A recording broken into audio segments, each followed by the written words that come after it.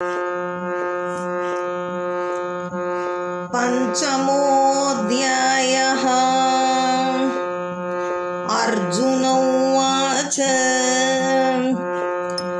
सन्न्यासं कर्मणां कृष्ण पुनर्योगं च संससि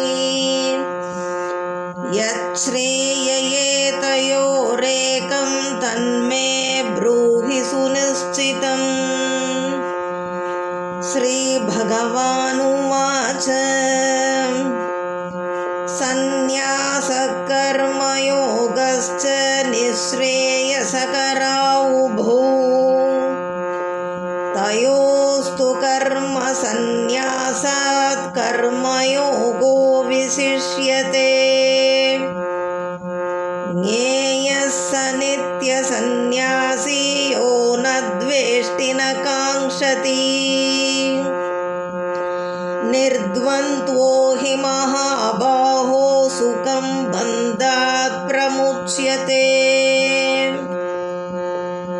सांख्ययोगौ पृथक् बालाः प्रवदन्ति न पण्डिताः एकमप्यास्थितः सम्यगुभयोर्विन्दते फलम्। यत्साङ्ख्यै प्राप्यते स्थानं तद्योगैरपि गम्यते। एकं साङ्ख्यं च योगं च यः पश्यति स पश्यति। सन्न्यासस्तु महाबाहो दुःखमाप्तुमयोगतः योगयुक्तो मुनिर्ब्रह्म न चिरेणाधिगच्छति। योगयुक्तो विशुद्धात्मा विजितात्मा जितेन्द्रियः सर्वभूतात्मा भूतात्मा कुर्वन्नपि न लिप्यते। नैव किञ्चित् करोमीति युक्तो मन्येत तत्त्ववित्। पश्यन् शृण्वन् सृशन् जिघ्नन् अस्नन् गच्छन् स्वपन् श्वसन् प्रलपन् विसृजन् गृह्णन् उन्मिषन् निमिषन्नपि। इन्द्रियाणीन्द्रियार्थेषु वर्तन्त इति धारयन् ब्रह्मण्याधाय कर्माणि सङ्गं त्यक्त्वा करोति यः लिप्यते न स पापेन पद्मपत्रमिवाम्भसा। कायेन मनसा बुद्ध्या केवलैरिन्द्रियैरपि योगिनः कर्म कुर्वन्ति सङ्गं त्यक्त्वात्मशुद्धये। युक्तः कर्मफलं त्यक्त्वा शान्तिमाप्नोति नैष्ठिकीम्। अयुक्तः कामकारेण फले सक्तो निबध्यते। सर्वकर्माणि मनसा सन्न्यस्यास्ते सुखं वशी। नवद्वारे पुरे देहि नैव कुर्वन्न कारयन्। न कर्तृत्वं न कर्माणि लोकस्य सृजति प्रभुः। न कर्मफलसंयोगं स्वभावस्तु प्रवर्तते। नादत्ते कस्यचित् पापं न चैव सुकृतं विभुः। अज्ञानेनावृतं ज्ञानं तेन मुह्यन्ति जन्तवः। ज्ञानेन तु तदज्ञानं येषां नाशितमात्मनः तेषामादित्यवत् ज्ञानं प्रकाशयति तत्परम्।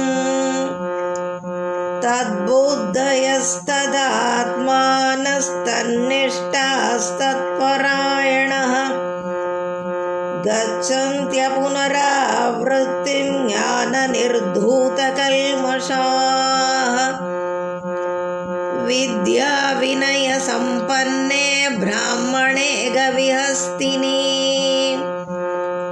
शुनि चैव स्वपाके च पण्डिताः समदर्शिनः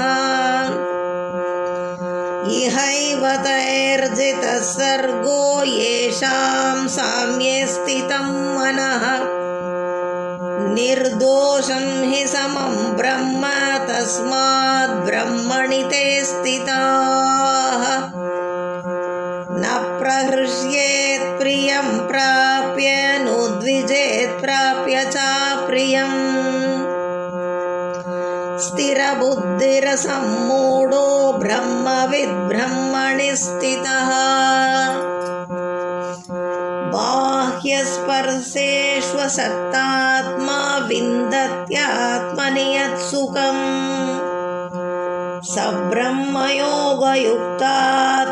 सुखमक्षयमश्नुते ये हि संस्पर्शजा भोगा दुःखयोनय एव ते आद्यन्तवन्त कौन्तेय न तेषु रमते बुधः